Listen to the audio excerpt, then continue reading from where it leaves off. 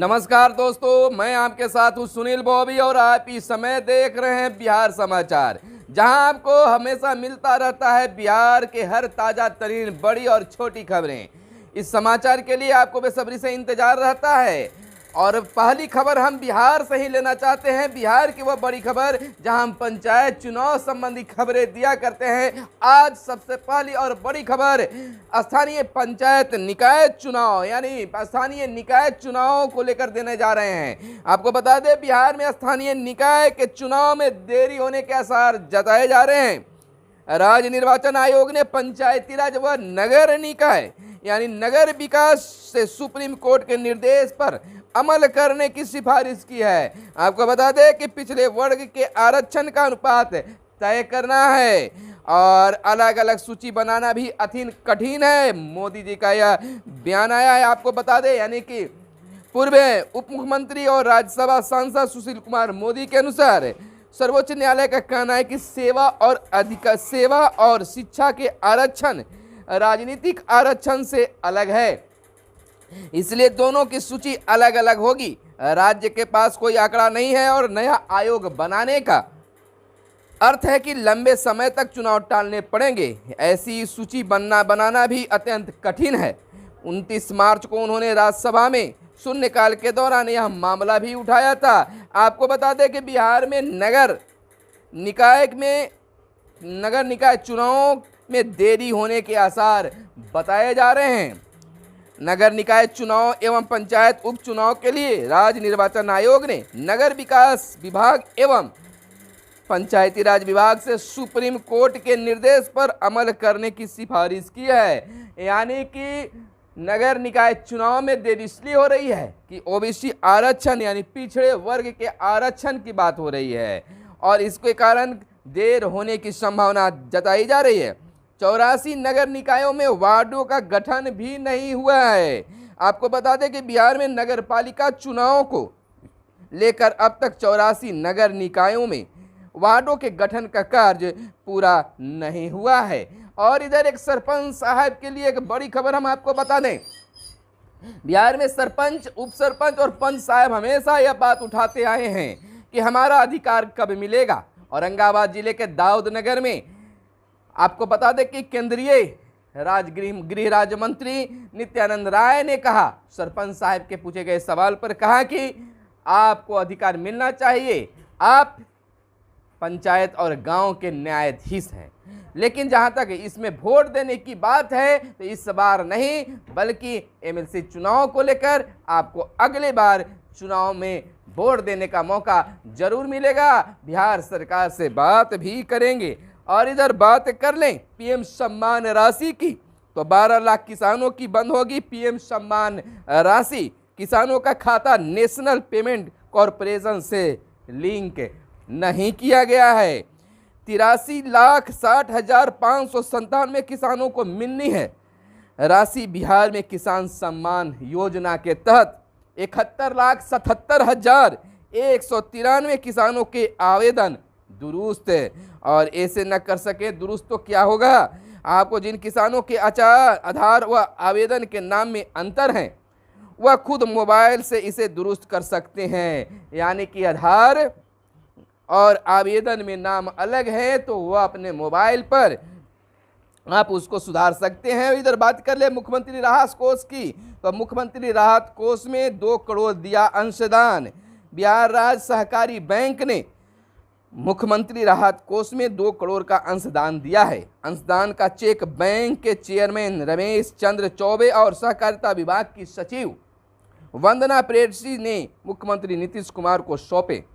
मौके पर बिहार राज्य सरकारी बैंकों के एमडी अखिलेश कुमार सिन्हा, खगड़िया सहकारी बैंक के चेयरमैन सहित कई लोग वहां पर मौजूद थे। और अनदेखी हुआ है टोल प्लाजा पर शौचालय और रोशनी का भी अभाव। टोल टैक्स पूरा सुविधाएं अधूरी, यानी टोल टैक्स पूरा लिया जा रहा है और यात्रियों के साथ वाहनों का भी ख्याल नहीं रखा जा रहा है, खास सुविधाओं का भी ख्याल नहीं रखा जा रहा है। तो इस प्रकार से टोल प्लाजा में यानी कि टोल टैक्स के रूप में ठगने का कोशिश किया जा रहा है। और बजट मैनुअल में 6 साल बाद संशोधन की तैयारी हो रही है। बेहतर वित्तीय प्रबंधन को सख्त होंगे प्रावधान। यह एक्सक्लूसिव है। बिहार में वित्तीय प्रबंधन बेहतर करने के लिए राज्य सरकार सख्त प्रावधान लागू करने की तैयारी कर रही है। इसके लिए 6 साल बाद बजट मैनुअल में संशोधन किए जाएंगे। वित्त विभाग ने संशोधन का प्रारंभिक ड्राफ्ट तैयार कर लिया है। इसे अंतिम रूप देकर जल्द ही राज्य मंत्रिमंडल की सहमति में के लिए भेज दिया जाएगा। और छापा मारी हुई है, करोड़ों का मालिक निकला।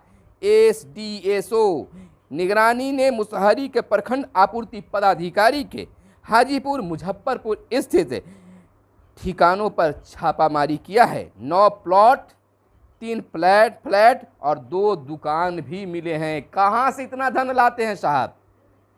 आखिर आपको जनता के सेवा के लिए बैठाया गया है, आप कहाँ से इतना लूट लेते हैं? लेकिन कलंक के खिलाफ अभियान बिहार में फिलहाल जारी ही है। आपको बता दें कि मुजफ्फरपुर पूर्वी अनुमंडल के जिला सहायक अनुमंडलीय आपूर्ति पदाधिकारी और मुसहरी के प्रखंड आपूर्ति पदाधिकारी संतोष कुमार के ठिकानों पर निगरानी ने बीते दिन छापा मारा।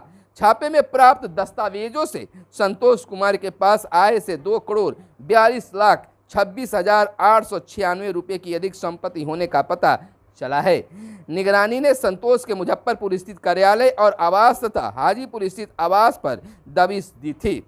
संतोष कुमार के ठिकानों की तलाशी में पता चला है कि उन्होंने हाजीपुर के आदलबारी में 4 मंजिला आलीशान मकान बनवाया है। आखिर इतना आलीशान भवन कहाँ से बना लिए साहब? जनता सवाल पूछ रही है। अब जनता जागरूक हो रही है और कलंक के खिलाफ अभियान भी जारी है। आपको बता दें कि विधान परिषद चुनाव प्रचार का शोर थमा। 24 सीटों पर होगा मतदान। सभी सीटें स्थानीय निकाय कोटे की है और 4 अप्रैल को होगा मतदान और मतगणना 7 अप्रैल को होगा। यानी कि बिल्कुल बिहार विधान परिषद के स्थानीय निकाय कोटों की 24 सीटों के चुनाव को लेकर प्रचार शोर शराबा जो है बिल्कुल शनिवार को थम चुका है। विधान परिषद की इन सभी सीटों के लिए 4 अप्रैल को मतदान होंगे और 7 अप्रैल को मतगणना होगा। और एनसीसी निदेशालय ने रद्द की सी सर्टिफिकेट की परीक्षा। एलएस कॉलेज केंद्र पर चालू थे 24 मोबाइल। कई कैंडिडेटों के पास से मिली थी नकल की पर्ची। और जम्मू कश्मीर की बातें कर लें दोस्तों, तो जम्मू कश्मीर में 2 दर्जन रोहिंग्या हिरासत में लिए गए हैं। सभी को हीरानगर होल्डिंग सेंटर भेजा गया। और इधर बात एनसीबी के गवाह की बात करें तो एनसीबी के गवाह प्रभाकर सैल की मौत और नोटों पर नेतागिरी की तो रिजर्व बैंक रद्द कर देगा।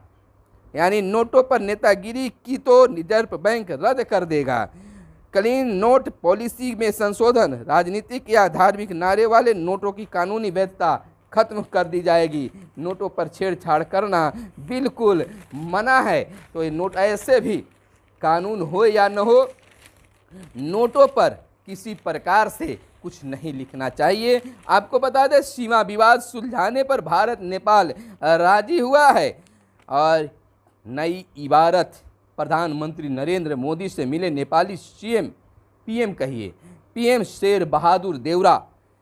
2020 में भारत नेपाल के रिश्तों में आया था तनाव। आपको बता दें कि प्रधानमंत्री नरेंद्र मोदी ने क्या कहा? भारत शांति, समृद्धि और विकास के लिए नेपाल की यात्रा में एक मजबूत साथी रहा है और रहेगा। दोस्ती हमारे लोगों के आपसी संबंध, ऐसी मिसाल विश्व में कहीं और देखने को नहीं मिलती है। और इधर बात कर लें खास्ता हाल, श्रीलंका को 40,000 मीट्रिक टन डीजल भेजा। आपातकाल के बाद पूरे देश में 36 घंटे कर्फ्यू।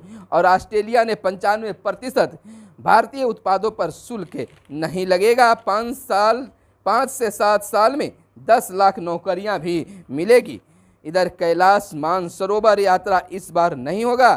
पाक सेना प्रमुख बोले भारत से सभी मसले कूटनीति से ही सुलझाने होंगे। यानी कूटनीति से ही सुलझाने होंगे। इस पर जनरल कमल प्रसाद का भी बयान आया है। जयनगर से नेपाल 8 साल बाद दौड़ी ट्रेन।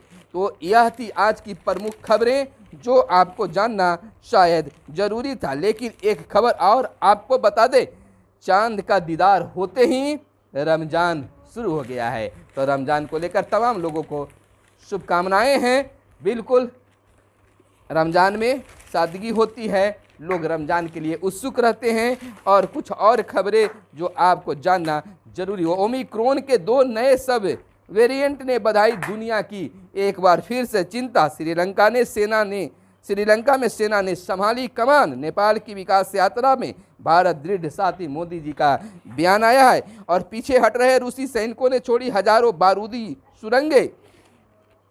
इमरान को इस्तीफा, अविश्वास प्रस्ताव और चुनाव के विकल्प मिले। तो यह थी आज की प्रमुख और खास खबरें। बिहार के साथ देश दुनिया की खबरें आपके बीच लेकर आते रहता हूं। तो दोस्तों बिल्कुल, अगर अब तक चैनल का सब्सक्राइब आपने नहीं किया होगा तो चैनल को सब्सक्राइब कर दीजिएगा, क्योंकि इस कार्यक्रम को, बिहार समाचार को और बेहतर बनाने की प्रयास तमाम बिहार वासियों के लिए किया जा रहा है। तो सबसे पहले आप चैनल को सब्सक्राइब कीजिए, सपोर्ट कीजिए, शेयर कीजिए और इसे और बेहतर बनाएंगे। और सबसे पहले, सबसे आगे आपके लिए खास खबर, बिहारियों के लिए खास खबर लेकर आने की कोशिश करेंगे। तो फिलहाल हमें दीजिए इजाजत, कल मिलेंगे आपके साथ बिहार समाचार में। तब तक के लिए इजाजत, धन्यवाद। जय हिंद, जय भारत, वंदे मातरम।